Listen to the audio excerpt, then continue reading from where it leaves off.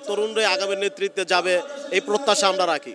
আমরা আসলে সংস্কার আমরা যেভাবে আশা করছিলাম 5 আগস্টের পরে ফ্যাসিস্ট হাসিনাকে হটানোর পরে বাংলাদেশের যে একটা আমরা আশাবাদী যেটা ছিলাম আমাদের দৃশ্যমান সেরকম সংস্কারমূলক কাজ আমরা এখনো এই সরকার থেকে পাই নাই।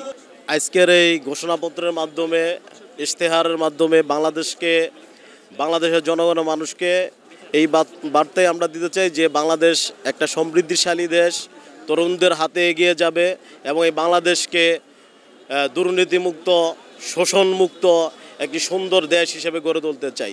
হ্যাঁ, আগামী নেতৃত্বে এনসিপি যেহেতু তারা তরুণ, আমরা চাই যে তরুণদের সাথে আমাদের প্রবীণ যারা আছে বাংলাদেশের প্রবীণরাও এগিয়ে আসবে, কাঁধে কাঁধ মিলে এই বাংলাদেশটাকে সত্যিকারের সোনার দেশ হিসেবে গড়ে তোলা।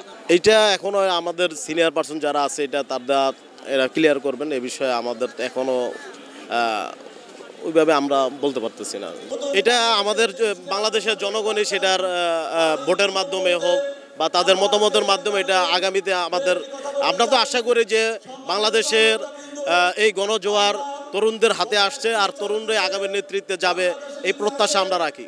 আলহামদুলিল্লাহ এই গণযাত্রার মাধ্যমে আমরা দেখেছি সারা বাংলাদেশে আমাদের একটা জোয়ার সৃষ্টি হয়েছে, তরুণদের প্রতি তরুণদের ভালোবাসা শিখতে হয়েছে সারা বাংলাদেশ এবং এই এনসিপির প্রতি আস্থা রাখতে পেরেছে মানুষ। না, এটা আসলে এটা রাজনৈতিক বক্তব্য হিসাবে দেয়, এটা সরকারের অংশ না। এটা তো এনসিপি এখন আলাদা একটা স্বতন্ত্র একটা সংগঠন হিসাবে বাংলাদেশে আবির্ভূত হয়েছে।